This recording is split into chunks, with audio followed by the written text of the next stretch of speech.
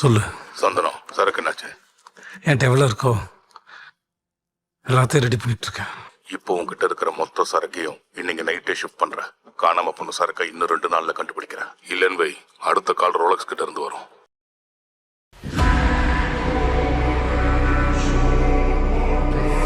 இதெல்லாம் உங்க அப்பா ரோலக்ஸ்ட்ட போய் சொல்றான்.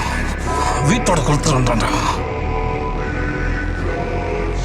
எனக்கு மேல ஒருத்தர் இருக்கான் பாரு, அவன் எந்த காரணம் சொல்ல முடியாது. மொத்தமாக அடிச்சிருவான்.